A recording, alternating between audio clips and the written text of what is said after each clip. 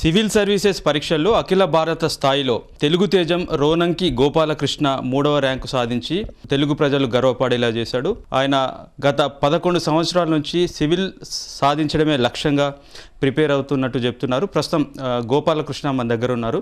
ఆయన సివిల్ సాధించడం పట్ల ఆయన అభిప్రాయం తెలుసుకుందాం. ముందుగా మీరు సివిల్స్ సాధించినందుకు ఈటీవీ తరపున శుభాకాంక్షలు అండి. మీరు ఏ విధంగా ఫీల్ అవుతున్నారు? చాలా ఆనందంగా ఉందండి, చాలా సంతోషంగా ఉంది. థ్యాంక్ యూ వెరీ మచ్ మీకు కూడా. కానీ 1000 అడుగుల ప్రయాణంలో ఇది మొదటి అడుగండి. రేపు నేను ఒక ఐఏఎస్ అధికారిగా ప్రజలకి ఏ విధంగా సేవలు చేస్తాను, పేద ప్రజలకి, నాలాంటి పేద ప్రజలకి, మాలాంటి పేద ప్రజలకి అనే దాని మీద ఈ విజయం ఆధారపడి ఉంటుందండి. చాలా సంతోషంగా ఉందండి. సివిల్ సాధించేందుకు మీకు ఇన్స్పిరేషన్ ఏంటి? మీరు సివిల్ సాధించాలనే లక్ష్యాన్ని ఎప్పటి నుంచి పెట్టుకున్నారండి? నేను 2006లో డిఎస్సి సాధించాక, డిఎస్సి ద్వారాగా టీచర్గా ఎస్జిటిగా ఎంపికయ్యాక అప్పటి నుంచి టార్గెట్ పెట్టుకున్నానండి. అప్పుడే ఆల్ ఇండియా టాపర్ రేవు ముత్యాలరాజు కూడా ఎంపిక అవడం జరిగింది. అప్పటి నుంచి సీరియస్గా దీని మీద ఫోకస్ పెట్టానండి. మెయిన్ దీనికి కారణం మా అమ్మా నాన్నలేనండి, మా అన్నయ్య అండి. మా అమ్మా నాన్న పూర్తిగా నిరక్షరాస్యులు, ఇద్దరు కూడా వ్యవసాయ కూలీలండి. మాకు 56 సెంట్లు పొలం ఉంది. మాది పారసంబ గ్రామం, పలాస మండలం, శ్రీకాకుళం జిల్లా అండి. ముగ్గురు మేము. మా అన్నయ్య రోనంకి కోదండరావు, ఆయన అసిస్టెంట్ మేనేజర్గా భీమవరంలో ఎస్బీఐలో పనిచేస్తున్నారు.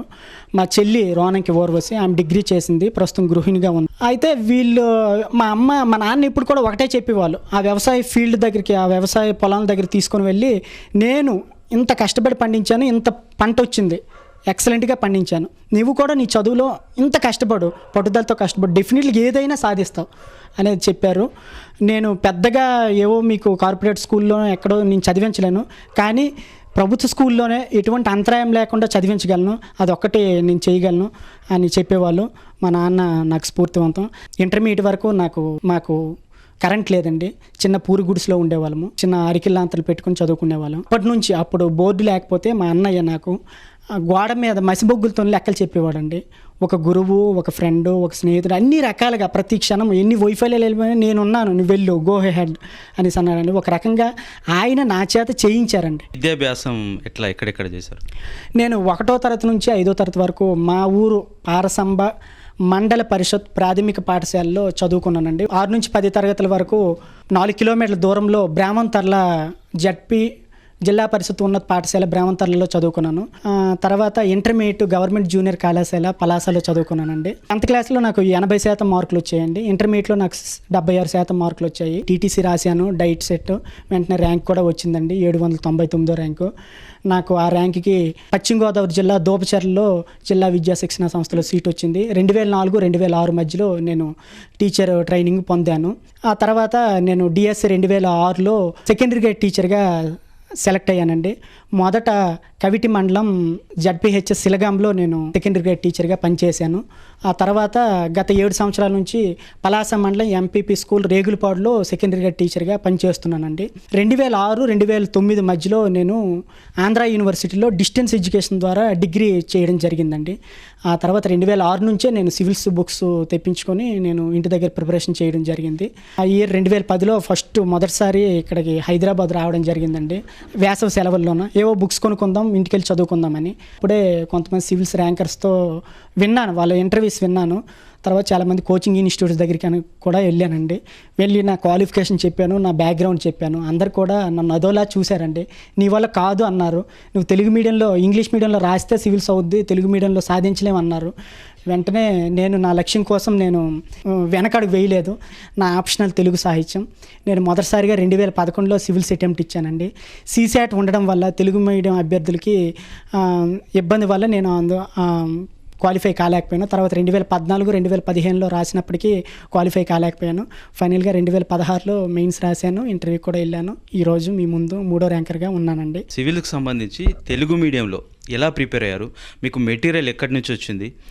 లేదంటే మీకు గైడెన్స్ ఇచ్చిన వాళ్ళు ఏ విధంగా సాయం చేశారు? నాకు మెటీరియల్ అంటే మెయిన్ నేను ఈనాడు పేపర్ని ఎక్కువగా చదివేవాడినండి. ఈనాడు పేపర్ ఇప్పటికి కూడా చూడండి, గత 10 సంవత్సరాలు ఈనాడు స్క్రిప్ట్స్ నా దగ్గర ఉంటాయండి.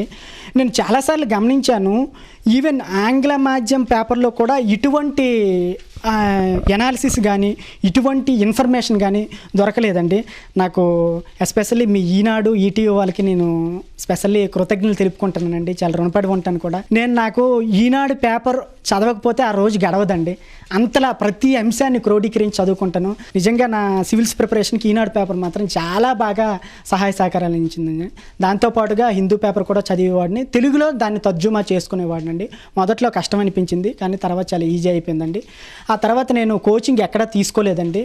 కానీ జనరల్ స్టడీస్ కోసం ethics, essay, paper 1, paper 2, paper 3 వీటి కోసం సిఎస్బి ఐఏఎస్ ఇన్స్టిట్యూట్లో 6 మాసాలు కోచింగ్ తీసుకోవడం జరిగింది. గ్రామీణ స్థాయి, గ్రామీణ ప్రాంతానికి చెందిన మీరు సివిల్స్ అనే ఆలోచన మీకు ఎలా వచ్చింది? మీ గ్రామ నేపథ్యం ఏమన్నా దీనికి మీకు ప్రేరేపించింది? అవునండి, రియల్గా నాకు ఇంత బలీయంగా, ఇంత రగిలే కోరికతో, రగిలే లక్ష్యం కోసం నేను ఇంత పనిచేశానంటే నిజంగా మా గ్రామీణ వాతావరణమేనండి. గత 20 సంవత్సరాల నుంచి పూర్తిగా మా కుటుంబాన్ని, మా గ్రామస్తులు మమ్మల్ని వెలివేశారండి. సోషల్లీ బాయ్కట్ చేశారు. ఎందుకంటే మా నాన్న అప్పుడెప్పుడో 20 సంవత్సరాల కిందట ఒక ఎస్సీ వాళ్ళ తాలూకా శుభకార్యంలో భోజనం చేశారనే నెపంతో మా కుటుంబాన్ని, అదే మా ఫ్యామిలీని, మా అమ్మని, మా నాన్నని, మమ్మల్ని సెపరేట్ చేశారు. అప్పటి నుంచి ఇప్పటి వరకు ఎవరు కనీసం మాట్లాడరండి, ఎవరు సహాయం చేయరు. సహాయ నిరాకరణ, లిటరరీగా చెప్పాలంటే సహాయ నిరాకరణ అండి. వాళ్ళందరికీ ఎడ్యుకేట్ చేయాలనుకుని నేను ఇటు వచ్చానండి. అంతేకాకుండా మాకు మా అన్నయ్య గారికి డిఫెన్స్లో ఒక 6 సెంట్లు ల్యాండ్ ఇవ్వడం జరిగిందండి. ఆ ల్యాండ్ని పూర్తిగా ఆక్యుపై చేసి అక్కడ మొన్ననే నా ఇంటర్వ్యూ ముందు అక్కడ పచ్చని చెట్లు, పండ్ల చెట్లు, పూల చెట్లు అవన్నీ నరికేశారండి. మా ఊరోళ్ళందరూ వచ్చి తాగేసి వచ్చి ముందు రోజు నాకు ఇంటర్వ్యూ, మరుసటి రోజు ఇంటర్వ్యూ, ముందు రోజు మా అమ్మ నాన్న ఫోన్ చేశారు, ఇలా పరిస్థితి చెప్పారు. నాకు ఇంటర్వ్యూ నిద్ర పట్టదు, ఏం చేయాలనే ఒక బాధ కలిగిందండి. వెంటనే నేను చెప్పాను, అమ్మ నాన్న, నా విజయం మీరు చూడాలంటే మీ ప్రాణాలు నాకు ముఖ్యం. ఆ చెట్లు పోని అవేం అయితే అవని, మీరు మాత్రం ఇంట్లో ఉండి తాళాలు పెట్టుకుని ఇంట్లో ఉండండి, బయటికి రాకండి, ఏం చేసుకుంటూ చేసుకుని వాళ్ళు అనేసి అన్నారండి. లిటరల్గా వాళ్ళందరూ ఒక మూర్ఖత్వంగా వ్యవహరించారండి. ఇంత క్రూరత్వంగా, ఇంత మూర్ఖత్వంగా ఎవరు కూడా వ్యవహరించకూడదు. మీరు చాలా తప్పు చేశారు, ఇప్పటికైనా రియలైజ్ అవ్వండి. మీ అందరికీ నేను చేతులు వ్యక్తి, మా గ్రామ ప్రజలందరికీ నేను చేతులు పెట్టి మీ ఈటీవీ తరపు నుంచి ప్రార్థిస్తున్నాను. దయచేసి ఇప్పటికైనా సరే మీరు మీ పంతాలని, పటుత్వాలని వేడండి, నాతో చేతులు కలపండి, మా కుటుంబంతో చేతులు కలపండి. తెలుగు మీడియం స్టూడెంట్ అయి ఉండి మీరు సివిల్ సాధించారు. తెలుగు మీడియంలో చదువుతున్న తెలుగు రాష్ట్రాల విద్యార్థులకు మీరు ఇచ్చే సందేశం ఏంటి? భవిష్యత్తులో ఐఏఎస్ సాధించాలంటే వాళ్ళు ఏ విధంగా ప్రిపేర్ అవ్వాలి? నేను తెలుగు మాధ్యమం అభ్యర్థులకు ఒకటే విన్నవించుకుంటున్నానండి. నేనే మీకు ఉదాహరణ. మీరందరూ కూడా ఎవరు నిరుత్సాహపడద్దు. మీరు తెలుగు మీడియంలో ప్రిపరేషన్ స్టార్ట్ చేయండి, తప్పకుండా విజయం అందుకుంటారు. ఏప్రిల్ 19, 2017 నా ఇంటర్వ్యూ జరిగిందండి. నా ఇంటర్వ్యూ 35 నిమిషాలు జరిగింది. సుజాత మెహతా బోర్డు నా ఇంటర్వ్యూ చేసిందండి. పూర్తిగా నేను తెలుగు మాధ్యమంలోనే చేశాను, ట్రాన్స్లేటర్ పెట్టుకున్నాను. హాబీని కూడా టీచింగ్ అనే పెట్టాను. టీచింగ్ బ్యాక్గ్రౌండ్ మీద అడిగారండి. ఒక క్వశ్చన్ అడిగారు, మీరు టీచర్గా ఎలా బోధిస్తారంటే నేను దేశభక్తి గేయాలు బాగా పాడుతానండి అని చెప్పాను. ఆ దేశభక్తి గేయం ఒకటి పాడమన్నారు. మీకోసం ఆ పాట పాడుతానండి. బోర్డర్లో సైనికుడా, భారత్కి రక్షకుడా, కార్గిల్లో కన్ను మూస్తివా, ఓ సైనికుడా మా కోసం ప్రాణాలిస్తివా. బోర్డర్లో సైనికుడా, భారత్కి రక్షకుడా, కార్గిల్లో కన్ను మూస్తివా, ఓ సైనికుడా మా కోసం ప్రాణాలిస్తివా. ఇది నేను వెస్ట్ గోదావరి డైట్లో ఉండేటప్పుడు ఓరయ్య గారని మా ప్రిన్సిపల్ గారు ఉండేవారు. అందరూ మేము ఆయన దేవుడు అని పిలిచేవాళ్ళం. చాలా మంచి వ్యక్తి. ఆయన ఈ పాట నేర్పారు. ఇదే పాట పాడానండి. తర్వాత ఇంకొక క్వశ్చన్ కూడా అడిగారు, మీరు మారుమూల ప్రాంతంలో తెలుగు మాధ్యమంలో పిల్లలకు పాఠాలు చెప్తున్నారు కదా, ఆ పిల్లలు కార్పొరేట్ స్కూల్లో ఇంగ్లీష్ మీడియంలో చదివిన వాళ్ళతో పోటీ పడగలరనేసి అడిగారు. ఎస్ మేడం, మనం సరైన విద్యా సౌకర్యాలు, సరైన గైడెన్స్ అందిస్తే వాళ్ళు అద్భుతాలు సృష్టిస్తారండి. దానికి సరైన ఉదాహరణ నేనేనండి. ఎందుకంటే నా ప్రాథమిక విద్యాభ్యాసం నుంచి ఇంటర్మీడియట్ వరకు ప్రభుత్వ స్కూల్లోనే చదువుకున్నాను. డిగ్రీలోనే చేశాను.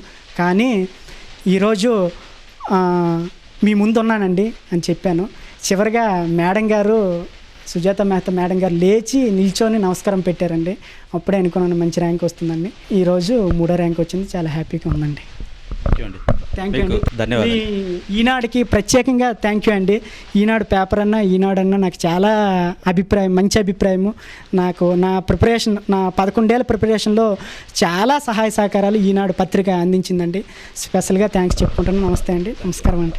శ్రీకాకుళంలోని ఒక మారుమూల గ్రామంలో తన గ్రామంలోని సమస్యలు, గ్రామస్తులు తమ కుటుంబాన్ని వెలివేయడాన్ని జీర్ణించుకోలేకపోయిన గోపాలకృష్ణ తన సత్తా ఏంటో చాటాలని గ్రామస్తులకు తన ఒక గొప్ప స్థాయికి వెళ్ళి గ్రామస్తులకు తన పొజిషన్ ఏంటో చూపించాలని చెప్పే ఉద్దేశంతో కష్టపడి 11 సంవత్సరాలు సివిల్స్ కోసం కష్టపడి ప్రిపేర్ అయ్యారు.